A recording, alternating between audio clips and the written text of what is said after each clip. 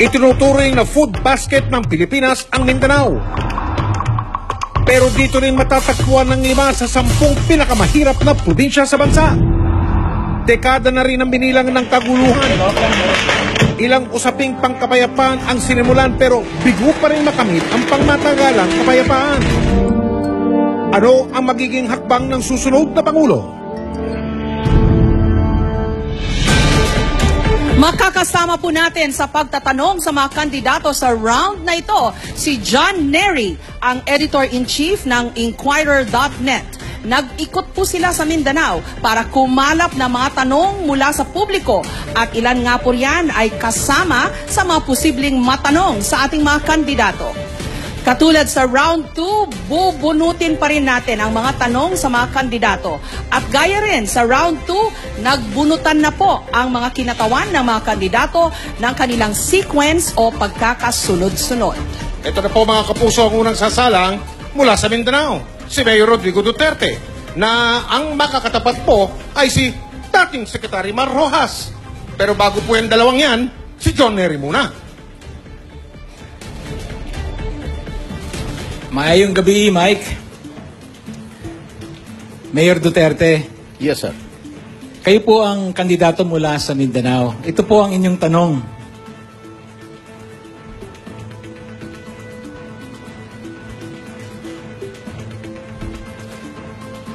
May nagpadala sa amin ng litrato sa social media.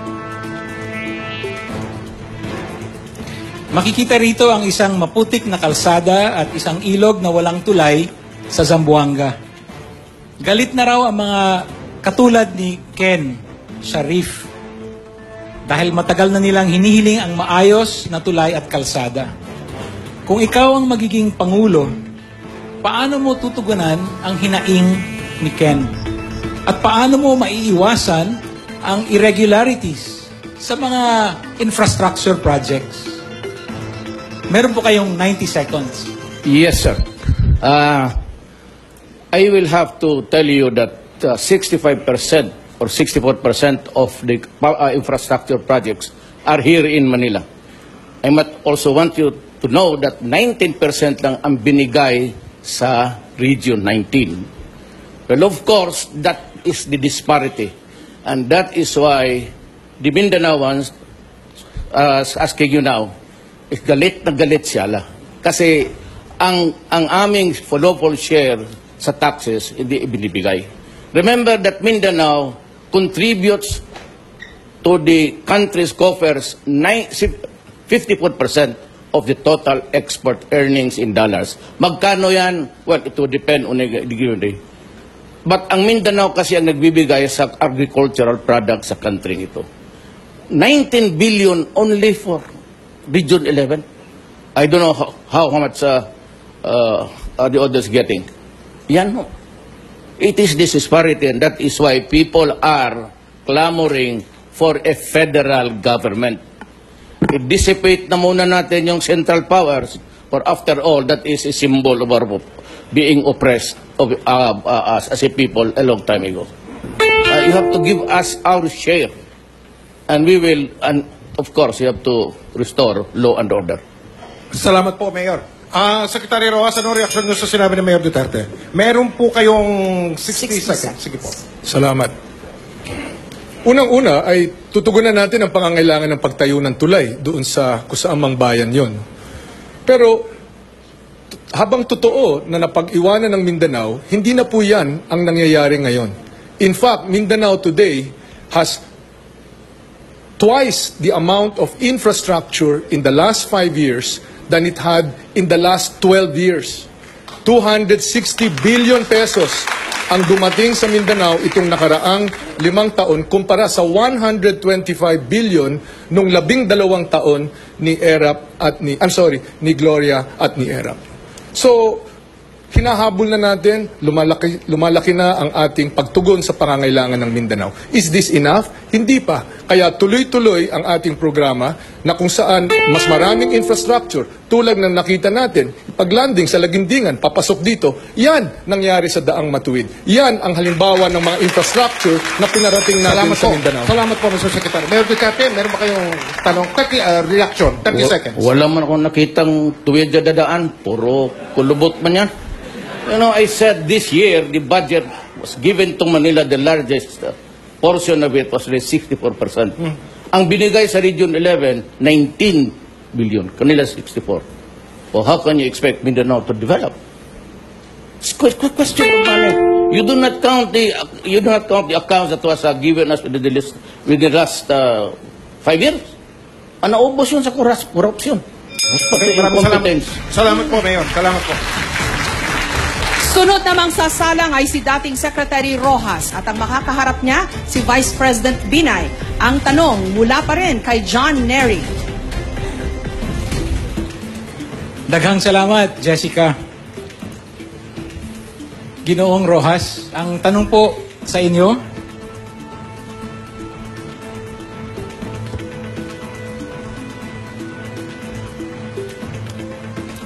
sa pinakahuling Pulse Asia survey, lumalabas na pangunahing issue ng mga kabataan sa Mindanao ang problema ng illegal na droga. Sa buong bansa, 1.7 million ang lulong sa droga. Kapag ikaw ang naging Pangulo, paano mo tutugunan ang problemang ito? Ano ang gagawin? Paano ang gagawin sa mga drug cartel? Kailangan bang ibalik ang death penalty para masolusyonan ang problema? 90 seconds, Secretary. Ang droga ay isa sa pinakamatinding problema na hinaharap natin bilang isang lipunan. Walang pamilya sa ating buong bansa na hindi tinamaan sa problema ng droga. Tututukan natin ito, natutukan na natin ito, at tututukan natin ito sa pamamagitan ng sa taas, paghabol, kumbaga sa sibat, yung tinatawag nating lambat sibat. Sibat, hahabulin natin yung mga kartel tulad ng ginawa namin sa PNP nung ako po ay DILG. Mahigit 2 bilyon ang halaga ng droga na nahuli nung kapanahunan ko. Yan ang mga kartel. Sa baba naman, sa pamamagitan ng lambat, policing, street, sitio, and house level policing ang kinakailangan. Ganun pa man, hindi natin malulutas ang problema ng droga kung aasahan natin ang pulis lang. Ito'y problema ng buong lipunan. It takes all of us coming together. Mga guro, mga magulang, mga kapitbahay, lahat po ng lipunan ay dapat magtulong-tulong para malutas natin ang problema ng droga. Hindi ito madali.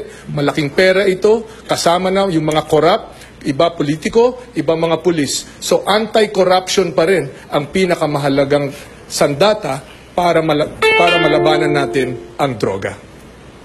Ang inyo pong reaksyon, Vice President Binay. 60 seconds. Unang-una na, ang problema po dyan ay mahina ang enforcement. Nandyan na po nalalaman ng mga illegal drug syndicates. Ano ang ginawa? Wala masyadong lahabla. Kung may lahabla naman, wala naman nung nangyayari. Kasi, isa pa, hindi ko effective hindi ko decisive ang ating leadership. Ako, sa Makati, hindi ko na inabutan kong problema po yan. Yan problema ng droga. Pero ako ko, decisive. Wala tayong papayagan yung mga kaso ng illegal drug syndicates. Ako, tuwing maghaharap-harap kami, tinatanong ko, oy, ano na ba ang mga kaso? Gawa na ba? Nasolusyonan na ba? Sa ulitin ko, yung banggit sa death penalty, hindi ako naniniwala sa death penalty. Gawa po ng Diyos yan. Hindi ko dapat natin gawin yan. Ulitin ko, kailangan lamang ko decisive ang pagharap sa problema. Yon ang wala. Kaya ko nagiging problema. Counter-rebuttal, Secretary Rojas, 30 seconds po. Nabanggit ni Vice President Binay ang Makati. Pero hindi ba ang totoo, dalawa ang Makati? Makati ng mga Ayala na maunlad, maraming trabaho, at Makati ng mga Binay na mahirap pa rin. Comembo, Rembo, nandyan pa rin ang mga mahihirap, nandyan pa rin ang mga droga. In fact, Makati has the highest drug rate. Lahat ng mga mayayaman dyan, lahat ng clubs, bawat Biyernes, Sabado, nandyan laganap ang droga sa Makati. Maraming salamat po, dating DILG Secretary Mar Rojas. Pwede ba kong sumagot? Mabilis na po. Sige po, Vice President. Ewan ko kung saan yung statistics ni Mr. Rojas. Hindi ho naging problema sa amin ng droga. Yung EMBO, naku, masay ho ang mga tao doon. Kasi yung mga lupa doon na ibigay ko. At malaki na ang halaga. Wala hong kahirapan sa Rembo. Sa buong Makati, nakapag-deliver po kami at naingat po namin ang buhay ng bawat taga-Makati. Okay, maraming pong salamat. Daling ko Mr. po si Vice President Rinay sa mga housing na kung saan nila nilagay ang mga nailipat nila para makita kung gaano kahirap pa rin ang mga tao na Sige po, ilipat nila. babalik po tayo sa ating sequence. Mamaya po, kayo mag-alala. Itutuloy po nila yan. Gusto nyo? Palakpak kung gusto nyo. Yun! Yun, oh! Ayun, si... sandali lang po. Mr. Si Vice President Binay naman, si ngayon, Vice President Binay. Opo. makakaharap si Senadora Miriam Defensor Santiago. Puntahan po muli natin si John Nery. John? Salamat, Jessica. Mr. Vice President, ito po ang tanong para sa inyo. Sa pag-iikot namin sa Mindanao, lumalabas na nais ng mga kabataan na maipasa ang anti-political dynasty bill. Kayo po ay kabilang sa isang political dynasty. Ito ba, paano nyo bibigyan ng prioridad itong panukalang batas na ipasabuhay ang constitutional provision laban sa political dynasty? Meron po kayong 90 seconds. Unang-una po, kailangan maging maliwanag ko kung ano ba po talaga ang dynasty ang tinutukoy. Oo nga't nandyan na po sa saligang batas, yung labanan ng dynasty, pero hindi ko magkasundo kung ano ba po talaga ang definition ng dynasty. Pangalawa, bakit naman ho magkakaroon ng batas para pagbawalan yung gustong magtrabaho? Qualified naman at mahahalal naman sa isang malinis at marangal na halal. Hindi naman ho guarantee na porking kamag-anak mananalo. Ang menina, tagdad ang anak, asawa, lahat ho natatalo. Uulitin ko lamang, kailangan lamang po magkaroon ng malinis at marangal na halalan. Palagi ko nagsimula itong issue ng sa dynasty dahil sa mga unang panahon, pagkakamag-anak na overspending, patayan at iba pa. Pero kung qualified, gustong magtrabaho, bakit naman ho? Basta't dadaan lamang sa isang marangal at malinis na halalan. Salus populi, sabi nga, gusto ng tao. O bakit naman ho ninyo haharangin dahil sa kamag-anak? Salamat po. Tapos na po, Mr. President. Okay. Salamat po, Mr. Vice President. Senadora Miriam Defensor Santiago, reaction please. You have 60 seconds, Senadora. The anti-dynasty provision is found most of all in our Constitution. And it is a basic principle of constitutional law that anything written in the Constitution, without more and without less, should be literally applied if possible.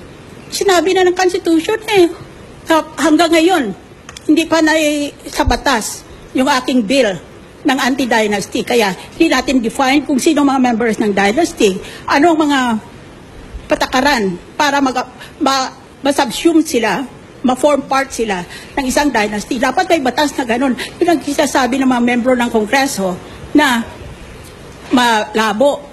Ang totoo dyan, self-interested sila.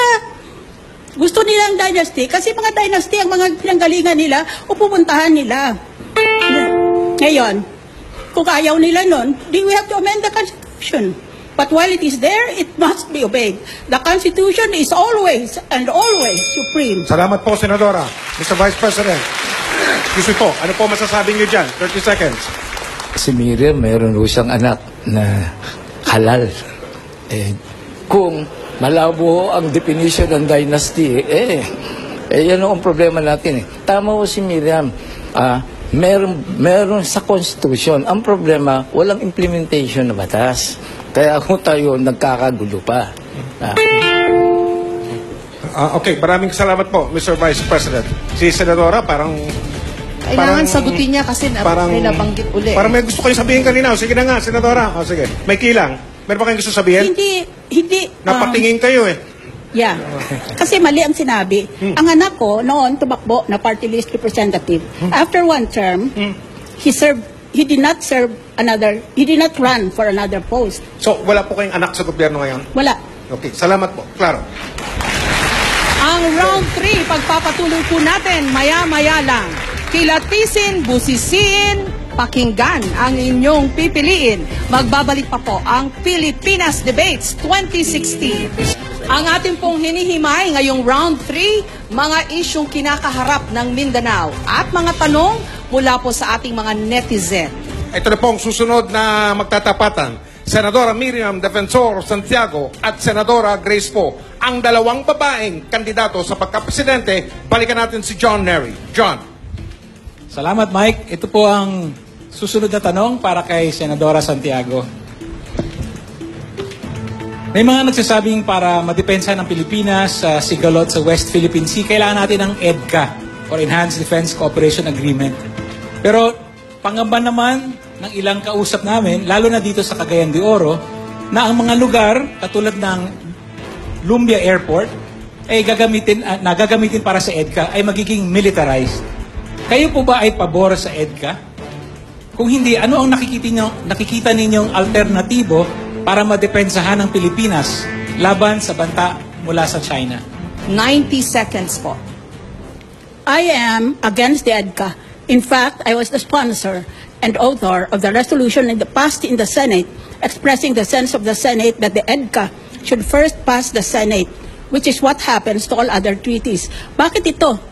Pinirmahan lang ng mga opisyales ng Executive Department na hindi binigay sa Senado na lahat ng ibang mga treaty, ganun ang paraan noon. Kaya, galit talaga ako dyan dahil parang nagsusunod-sunuran tayo. Itong dalawang higante, ang China at ang United States, parehong gustong kontrolahin ang Pilipinas. Bayaan mo na kung anong mga ambisyon nila sa sarili nila, pero huwag nila tayo idamay. Kaya pareho lang yan na mga ganin. Ang China gusto niya lahat ng produce, kanya na. Kaya ayaw makipag-usap sa atin ng China ng one-on-one. Pilipinas, halimbawa, at saka China, Vietnam and China, ganon. Ang atin naman gusto ay collective. Lahat ng ASEAN, magkasama-sama sila, 10 sila, at kausapin nila ang China. Ngayon, ayaw ng China yon. Kaya hindi na talaga marisolbar yan. Pero ang katotohanan dyan ay, parehong gusto na kontrolahin itong South China Sea na tinatawag or West Philippine Sea nitong dalawang bansa na ito. We have to stand for our sovereign rights. I am willing to join any movement to declare our independence from imposed sovereignty. Salamat po, Senadora. Salamat po. At Senadora po, meron po kayong 60 segundo, 60 seconds para sa inyong reaction. Sige po. Sang-ayon ako kay Senator Miriam na dapat talaga ay dumaan ito sa Senado para masuri kung ito ba'y bagong kasunduan o hindi. Ito po ang ilagay natin sa ating isip. Wala pong isang bayan na mag-iisip kung anong mas maganda para sa kanilang kapitbahay o sa kanilang kaalyado. Ang una nilang iisipin ay ang kanilang sarili. Ngayon, isipin natin ang ating sarili. Anong pwede natin makuha sa kasunduang ito? Oo, nandyan sila, isang bigate na pwede tayong bantayan. Pero naalala ba ninyo, nung nandito yung base militar, kahit papano binabayaran tayo ng mga Amerikano. Pero ngayon, dahil dito sa EDCA, libre ang kanilang pagiging dito.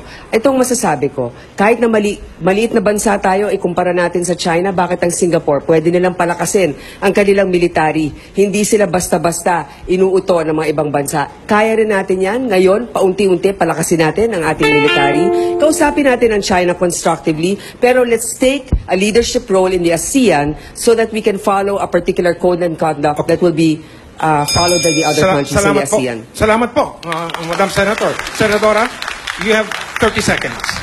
Yes, there will always be different levels of negotiation between the Philippines and other foreign countries that we deal with. The first track is always to exchange notes. For example, the Philippines already protested the activities of China in these disputed seas. That's the first track. But it has had no effect. Walang epekto. Kaya we have to go to the second track. We have to negotiate with China together with other Asian countries. Maraming salamat po, Senadora Santiago. Up next, ang paghaharap ni na Senadora Grace Poe at Mayor Rodrigo Duterte. Balikan po natin muli si John Nery. Salamat, Jessica. Ito po yung tanong para kay Senadora Poe. Hindi na ipasa ang Bangsamoro Basic Law dahil na rin siguro sa nangyari sa Mama Sapano. Kapag kayo po ang nahalal, isusulong ba ninyo uli ang BBL or meron kayong ibang programa? Yung paglinaw po sa nangyari sa pagpatay kay Marwan, kasama po yan sa solusyon? Mr. 90 Neri, seconds. 90 seconds. Mr. Senador. Neri, ang nais ko po ay magkaroon ng isang transparent, inclusive at sustainable na pag-uusap at saka kasunduan.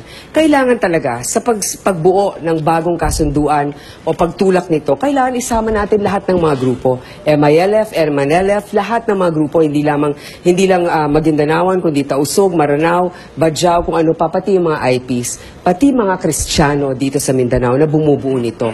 Pangalawa, habang nag-uusap tayo, kailangan ay sundan natin ito ng mga proyekto para sa Mindanao. Ako po ay isa sa mga gustong magtulak talaga na magkaroon tayo ng Mindanao Rail. Noong 1992 pa po ito pinag-uusapan, siguro nasa lagpas 70 billion ito. Kaya na natin ito tugunan sa mga panahon na ito. Kailangan rin natin ayusin ang problema sa kuryente dito sa Mindanao. Kailangan natin i-rehabilitate ang Angus at Pulangi Dam sapagkat ito po ay heavily silted na. Imbis na 900 megawatts, nagiging 600 megawatts of power lamang ang nabibigay dito. Importante na magkaroon ng trabaho dito sa Mindanao. Kaya nga po sa aming budget, kasama dyan ang infrastruktura, 2,000 kilometers na kailangan natin pasemento at ipaayos, magbibigay ng temporary na trabaho, pero pagkatapos nun, mahihikayat natin ang turismo at ang mga mamumuhunan dito na pumunta dahil mas maayos na ang mga kalsada. Kasama sa usap ng kapayapaan ay development. Rebuttal, reaction, Mayor Duterte, meron po kayong 60 seconds. Let me focus on Mindanao, on what it is happening today. With the failure of BBL, there is a great hurt there. Unless, I said, we can come up with another card, which is federalism, nothing at all can appease Mindanao. Yan ang nangyari dyan.